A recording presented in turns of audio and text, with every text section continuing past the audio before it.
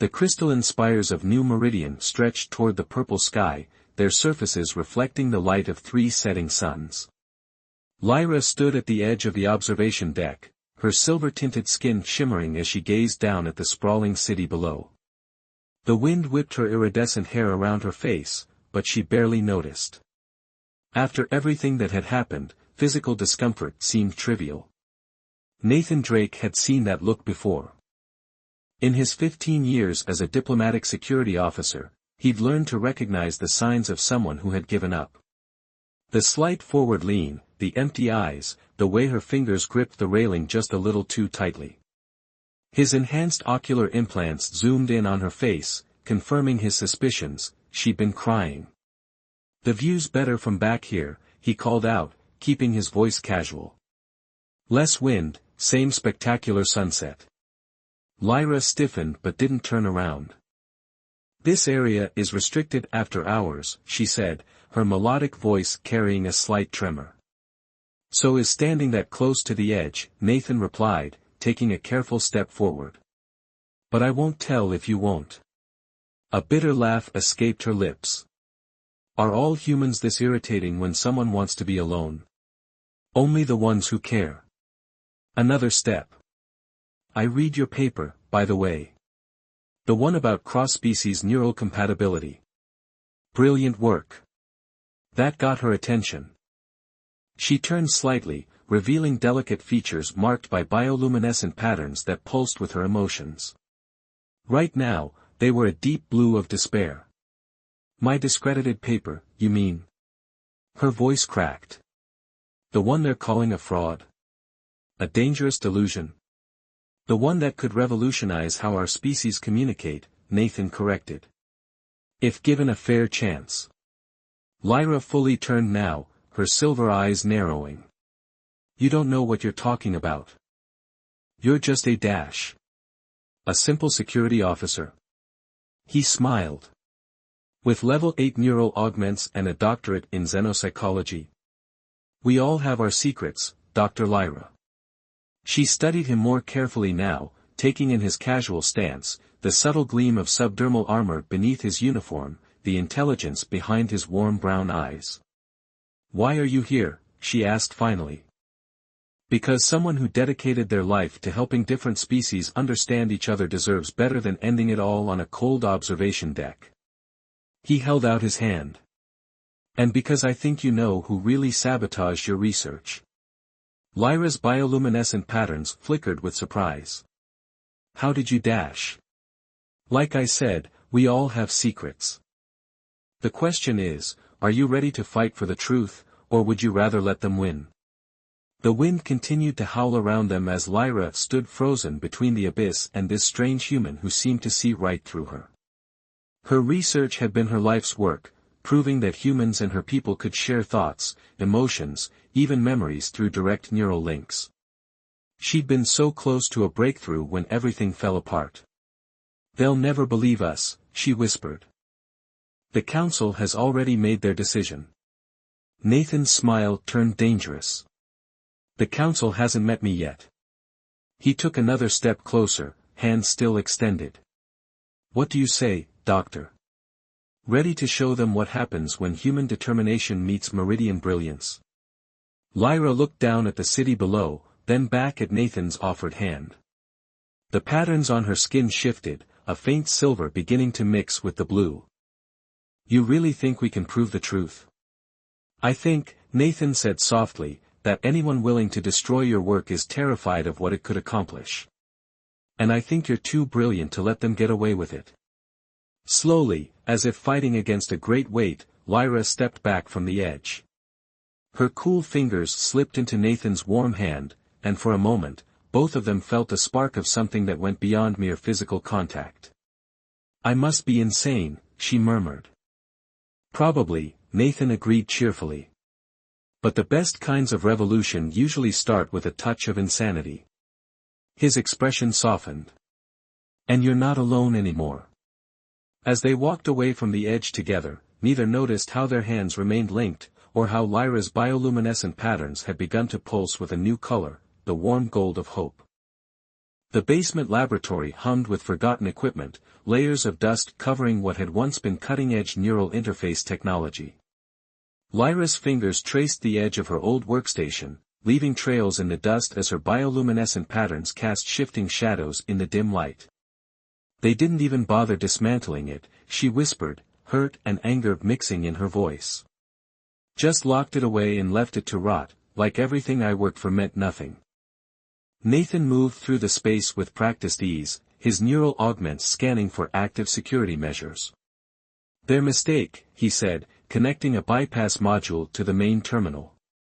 Makes it easier to prove what really happened. The screens flickered to life, bathing them in pale blue light. Lyra's hands flew across the interface, muscle memory taking over as she navigated through encrypted files. Most of my original data should still be here, if they haven't. She stopped, her patterns flashing bright red with shock.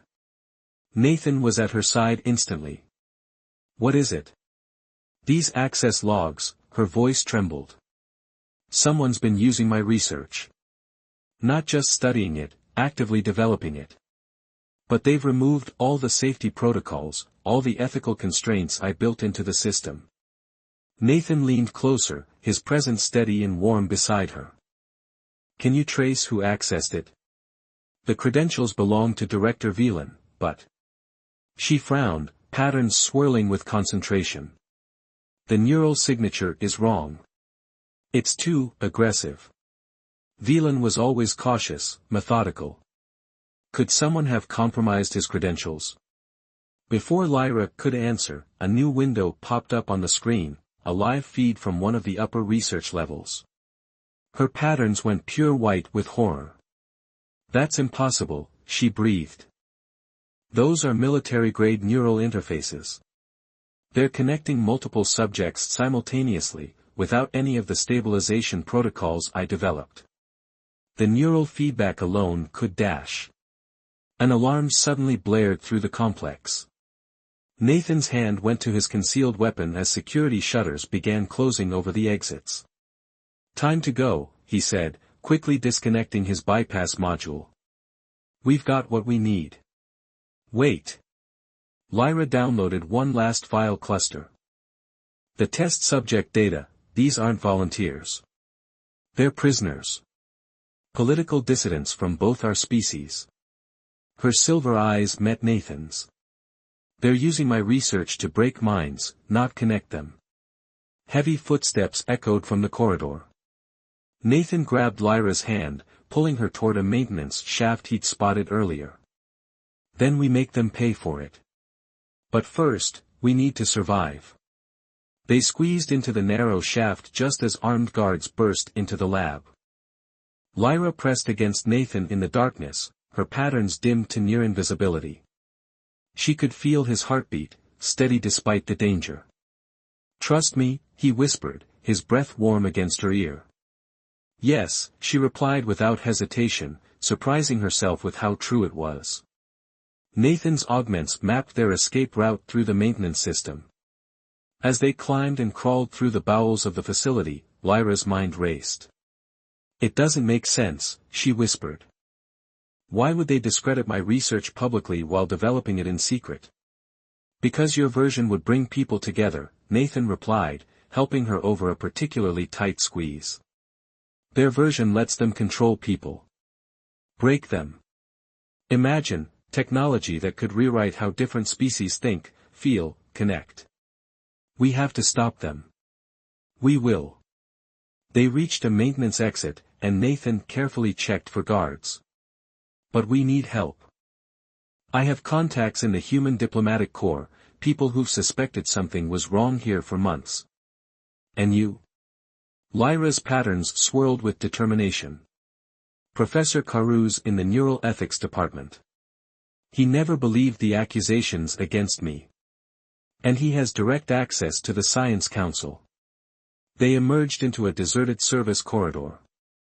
Nathan checked his chronometer.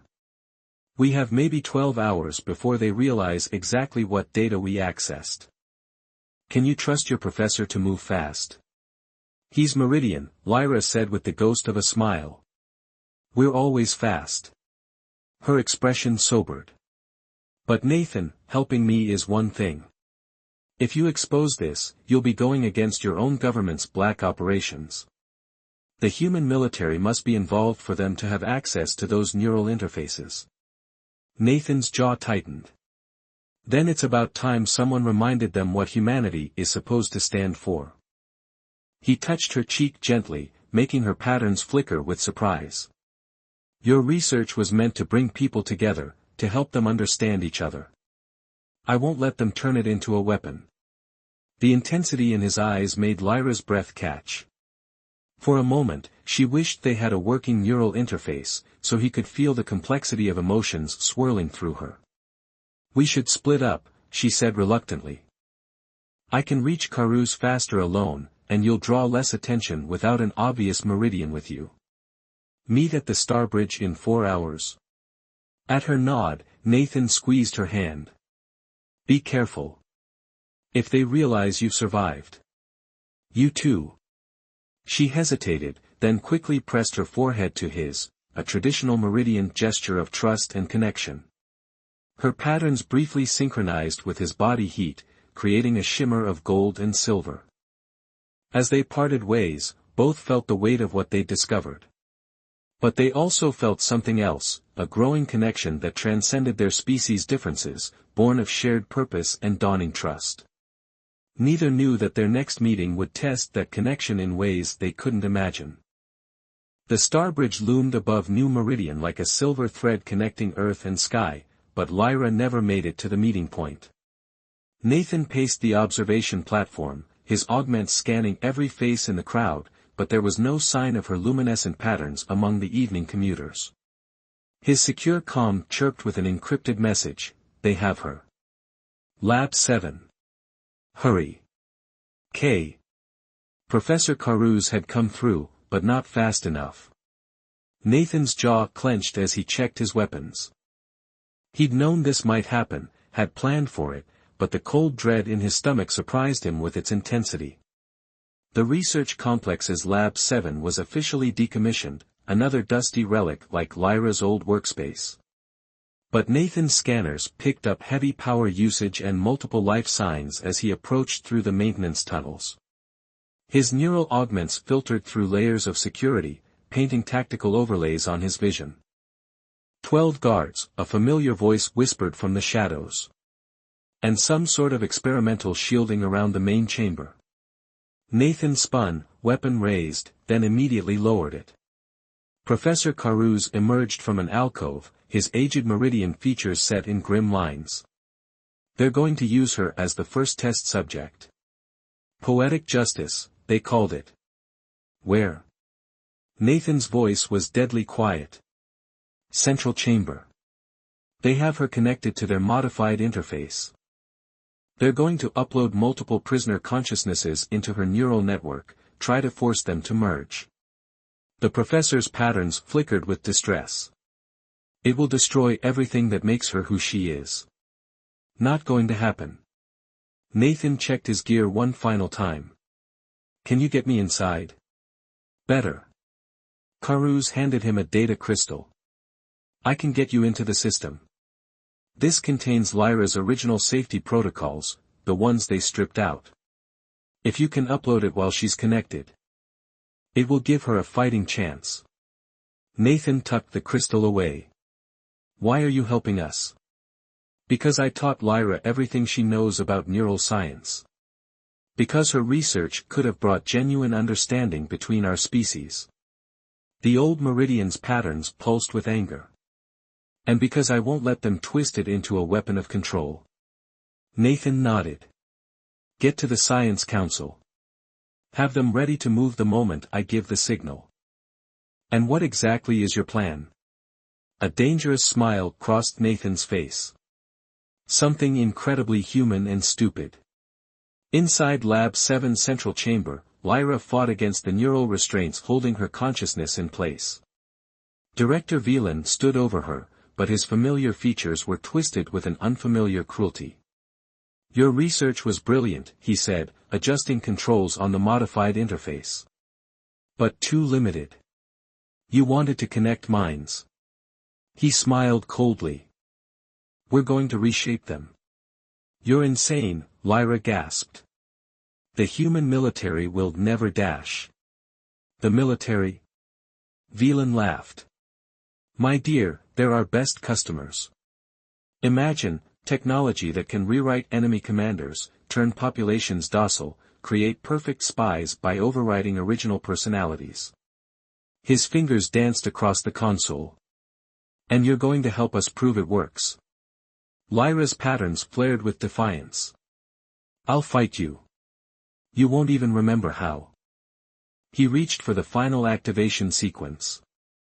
The explosion took out the lab's main power conduits, plunging the room into darkness. Emergency lights cast red shadows as alarms blared. Velan spun toward the door, weapon raised. Amateur, Nathan's voice echoed from everywhere and nowhere. First rule of holding hostages, check for neural infiltration upgrades. Guards fired at shadows as Nathan's augmented reflexes let him dance between them. Each shot was precisely placed, stunning, not killing, dropping bodies with expert efficiency. Velan grabbed Lyra's unconscious form, pressing his weapon to her head. One more step and dash. He never finished the sentence. Lyra's patterns suddenly flared brilliant white, her eyes snapping open. Second rule, she gasped. Never connect a neural interface researcher to their own technology. Her consciousness surged through the system, using the brief connection to overwhelm Velan's neural defenses. He stumbled, screaming as his own modified interface backfired.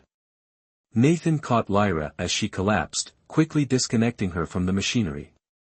I uploaded your original protocols, he explained, cradling her carefully. Gave you the weapons you needed to fight back. My hero, she managed a weak smile, her patterns slowly stabilizing. Though your timing could use work. Had to make an entrance. His expression softened as he brushed hair from her face. You okay? Will be. But Nathan. Her patterns pulsed with urgency. The prisoners. I saw them in the system. Their minds are still trapped in there. Heavy footsteps approached, reinforcements arriving. Nathan looked at the neural interface, then at Lyra. Those protocols you designed. Could they protect someone else going in? Her eyes widened. No. It's too dangerous. The system's unstable, and your human mind has the best neural augments the diplomatic corps could provide. He settled her safely behind cover. Talk me through it. Nathan, please. He cupped her face, thumbs brushing the luminescent patterns on her cheeks. Trust goes both ways, remember? For a moment, they stayed frozen, foreheads pressed together. Then Lyra's patterns shifted to a determined gold. Connect to the secondary terminal. I'll guide you through the firewalls. As security forces breached the lab, Nathan interfaced with the system.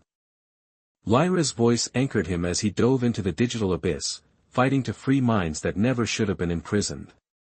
Above the lab, the Science Council ships were arriving. But in that moment, neither Lyra nor Nathan noticed. They were too focused on each other, on the connection they'd forged, and on proving that technology meant to bridge differences could never be twisted into a weapon of control, not while they stood together. Nathan woke in the medical bay, his neural implants still tingling from the interface overload. The first thing he saw was Lyra, her silver skin almost luminescent in the dim light, patterns swirling with worry as she monitored his vital signs. The prisoners, he asked, voice rough. Safe. She adjusted his medication with gentle fingers. We got them all out. The Science Council is protecting them now. Her patterns flickered with something deeper than professional concern. You nearly died in there. Worth it. He caught her hand as she withdrew it. You saved me. We saved each other. Her fingers intertwined with his. Though your method was typically, frustratingly human. Charging straight into danger with minimal planning. Worked, didn't it? His smile faded as he noticed her tension. What's wrong? The council's investigation is hitting walls. Velan had powerful friends in both governments. They're trying to bury it again. Her patterns darkened with frustration. Without proof of how far up this goes. Nathan sat up, ignoring the dizziness. Then we get proof. At her worried look, he grinned. Don't worry. This time I actually have a plan.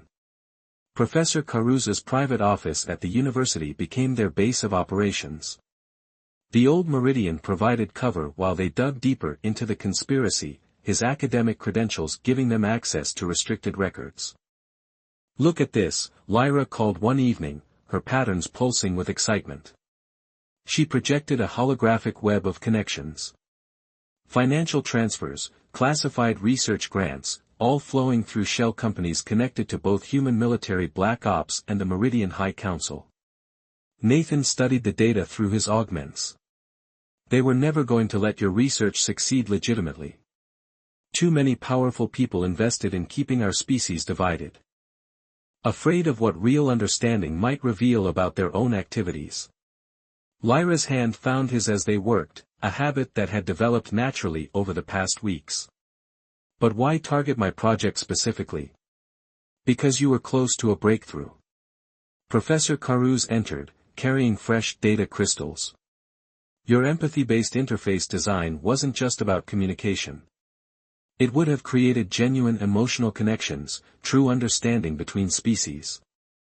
Making it harder to manipulate either side into conflict, Nathan finished. His thumb traced patterns on Lyra's hand, making her skin shimmer. Can't wage shadow wars if people actually understand each other. Lyra's free hand flew across the holographic display. These neural interface designs they're developing, they're not just for control.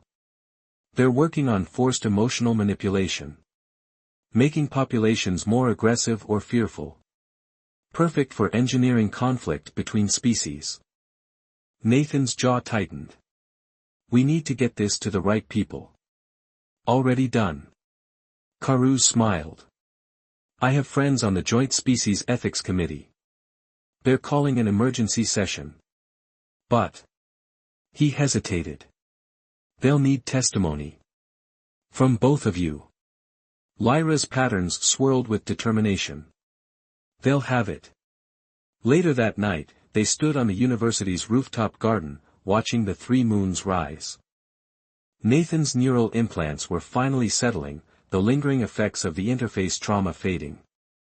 Lyra's patterns had shifted to softer, more intimate colors. You're staring again, she said softly. Hard not to. He turned to face her. Your patterns, they're different when you look at me now. She ducked her head, but didn't deny it. Neural scientist, remember? I notice things too. Like how your pulse accelerates when I'm close. How your pupils dilate. That obvious, huh?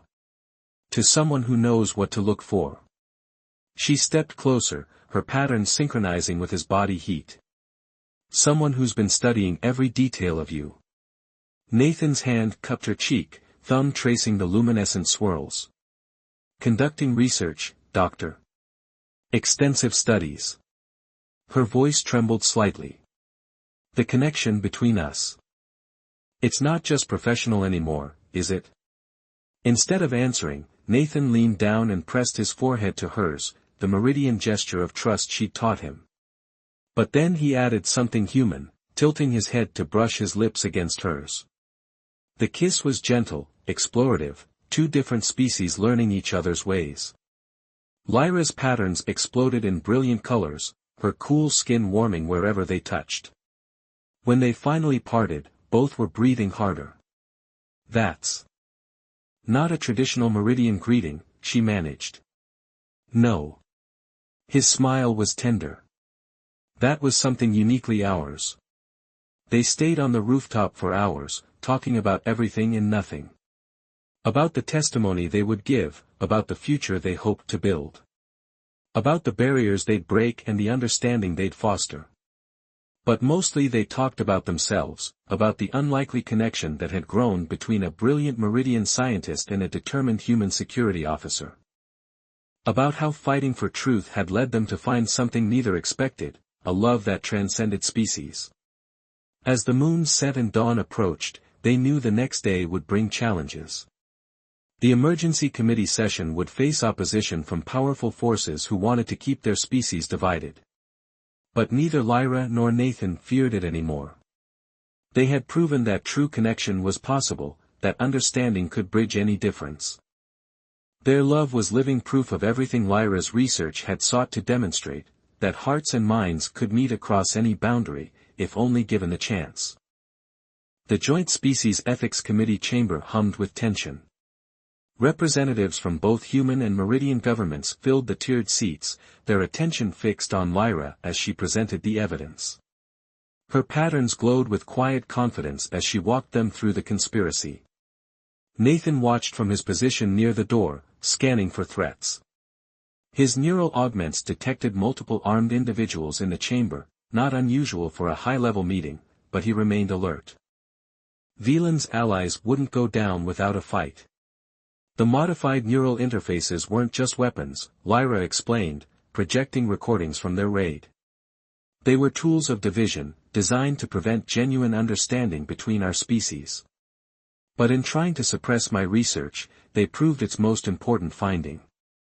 She gestured to the rescued test subjects, human and Meridian alike, who had come forward to testify. These survivors protected each other in the neural space. Their minds formed connections that transcended species barriers, allowing them to resist the forced manipulation. This is absurd, General Hayes of Earth's military council stood. You're asking us to believe a vast conspiracy based on the testimony of criminals and a discredited scientist. No, Nathan stepped forward, his voice carrying authority. We're showing you proof that your Black Ops division collaborated with corrupt Meridian officials to develop illegal neural weapons. He transmitted data through his augments to the chamber's display system. Financial records. Research logs.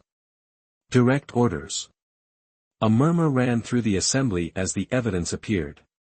Professor Caruz rose from his seat on the Science Council. I can confirm these documents' authenticity. My own investigation corroborates everything. And what of your personal involvement with the accused? A Meridian counselor asked Lyra, noting how she stood close to Nathan. Can you remain objective given your obvious attachment to this human? Lyra's patterns shifted to brilliant silver. Our connection is not a weakness, it's living proof that my research works. Human and Meridian minds can meet, can understand each other on the deepest levels. She took Nathan's hand openly. We don't have to be divided. Before the counselor could respond, Nathan's augments flashed a warning. Down, he shouted, pulling Lyra aside as energy weapons fired from the gallery. Security forces responded instantly, but the damage was done, the chamber erupted in chaos. The data. Lyra reached for the central console, but armed figures in stealth suits were converging on it, trying to destroy the evidence. Nathan's combat training took over. He moved through the firefight with augmented speed, disabling attackers with precise strikes. But there were too many. A blast caught him in the shoulder, spinning him around. Through blurred vision, he saw Lyra reach the console. Her patterns blazed like starfire as she connected directly to the system, using her neural interface expertise to protect the data. But the effort was clearly straining her. Nathan, she called out. I need your connection.